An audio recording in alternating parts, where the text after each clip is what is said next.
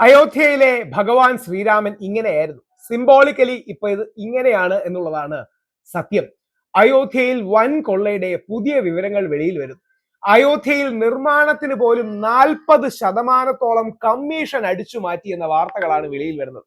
രണ്ട്, ഈ കൊള്ളയുടെ ഒക്കെ വിവരങ്ങൾ വെളിയിൽ വരാൻ കാരണങ്ങളിൽ ഒന്ന്, ഈ കൊള്ള മുതൽ പങ്കുവെക്കുന്നതിന്റെ തർക്കങ്ങളാണ്. അതിന്റെ വാട്സപ്പ് ചാറ്റുകളും ഷോട്ടുകളും SITക്ക് ലഭിച്ചു. നമുക്ക് ആ രണ്ട് വാർത്തയും ഒന്ന് കാണാം. ഇന്ത്യ കണ്ട ഏറ്റവും ഞെട്ടിക്കുന്ന അമ്പലക്കൊള്ളയാണ് യഥാർത്ഥത്തിൽ സംഭവിച്ചിരിക്കുന്നത്.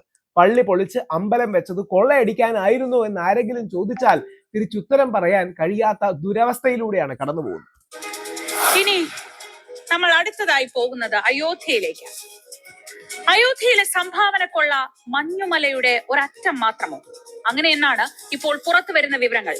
അയോധ്യ രാമക്ഷേത്രത്തിൽ സംഭാവനയ്ക്ക് പുറമെ ക്ഷേത്രത്തിന്റെ നിർമ്മാണ ഘട്ടത്തിലും വൻ തട്ടിപ്പ് നടന്നു എന്നതാണ് പുതുതായി വരുന്ന ആരോപണം. ഓരോ പ്രവൃത്തിക്കും 40% വരെയൊക്കെ കമ്മീഷൻ ഈടാക്കി. രാം ജന്മഭൂമി ക്ഷേത്ര ട്രസ്റ്റിന്റെ ജനറൽ സെക്രട്ടറി ആയിരുന്ന ചമ്പത് റായിക്ക് ഇതേക്കുറിച്ച് അറിവുണ്ടായിരുന്നു എന്ന് വെളിപ്പെടുത്തിയത് ഈ ക്ഷേത്രത്തിന്റെ പരിസരത്ത് ജോലി ചെയ്തവർ തന്നെയാണ്. ചമ്പത് റായിയുടെ അടുത്ത അനുയായിയും ഡ്രൈവറുമായിരുന്ന ടിന്നു യാദവ് വഴിയായിരുന്നു അത്രേ ഈ പണപ്പിരിവുകളൊക്കെ നടന്നത്.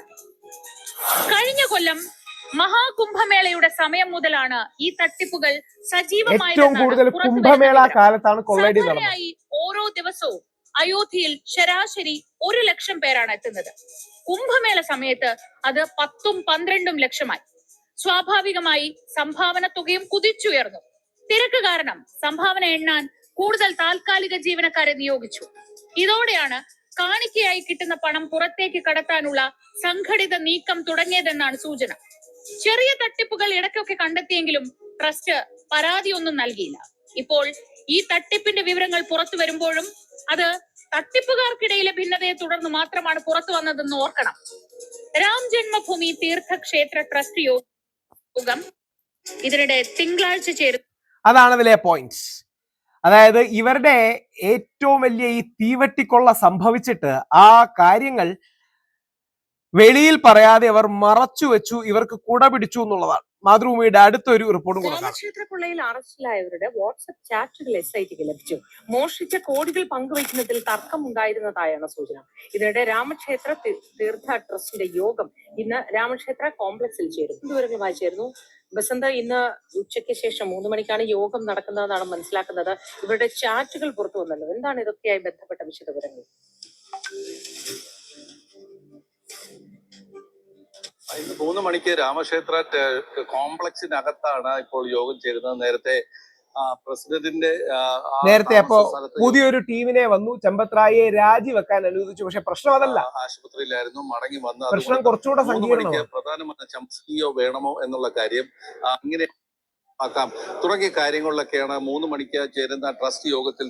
ആ ട്രസ്റ്റ് യോഗത്തിന്റെ വിശദവിവരങ്ങളുണ്ട്. ആ വിശദവിവരങ്ങളിൽ ചമ്പത് റായിക്ക് വെളിയിൽ പോകാൻ റിസൈൻ ചെയ്ത് വെളിയിൽ പോകാൻ അനുവദിച്ചു. പക്ഷേ ചമ്പത് റായി യഥാർത്ഥത്തിൽ ഈ കൊള്ളയിൽ പങ്കുണ്ടോ തുടങ്ങിയ കാര്യങ്ങൾ ബാക്കി നിൽക്കുകയാണ്.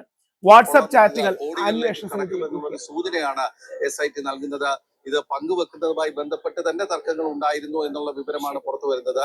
അല്പസമയം മുമ്പ് ഏറ്റവും ഞെട്ടിക്കുന്ന ക്ഷേത്രക്കൊള്ളയാണ് നടന്നത്. ഇതിൽ ഏറ്റവും വലിയ കൗതുകം, നമ്മുടെ ഹിന്ദുത്വ സഹോദരങ്ങളുടെ പ്രൊഫൈലുകളെല്ലാം ചത്ത പോലെ കിടക്കുക, ആരും അനങ്ങുന്നു പോലുമില്ല.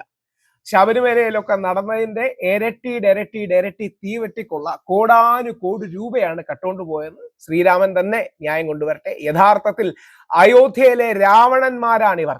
രാവണ നീ എത്ര ഭേദമെന്ന് പല ചാനലുകളും വീണ്ടും വീണ്ടും പറയുന്നത്, രാവണൻ കാണിച്ച മര്യാദ പോലും സാക്ഷാൽ ശ്രീരാമനോട് ഈ തീവട്ടിക്കൊള്ള സംഘം കാണിക്കുന്നില്ല എന്നുള്ളതാണ് സത്യം. ഇത് ആലോചിക്കണം. ഈ SIT വേറെ ആരുമില്ല അവിടെ. കോൺഗ്രസ് ഇല്ല, CPM ഇല്ല, ആപ്പ് ഇല്ല, മുസ്ലിം ലീഗ് ഇല്ല. നമ്മുടെ ജിൻഡോ പറഞ്ഞതുപോലെ, ഡോക്ടർ ജിൻഡോ ജോൺ കോൺഗ്രസിന്റെ ആൾ പറയുകയുണ്ടായി, ഒരു ക്രിസ്ത്യാനിയുടെയോ മുസ്ലിമിന്റെയോ പേര് വന്നെങ്കിൽ രാജ്യത്തിന്റെ അവസ്ഥ എന്തായിരിക്കും. പക്ഷെ എല്ലാം ഹിന്ദുത്വ ലോബിയോട് ചേർന്ന് നിൽക്കുന്ന ആൾക്കാർ തന്നെയാണ്. അതുകൊണ്ട് ഞെട്ടൽ ഉളവാക്കുന്ന സംഭവമാണ്. അതിശക്തമായ ആക്ഷൻ ഉണ്ടാകട്ടെ പ്രതീക്ഷിക്കുന്നു. യഥാർത്ഥത്തിൽ ഇവർ തന്നെയാണ് രാവണർ.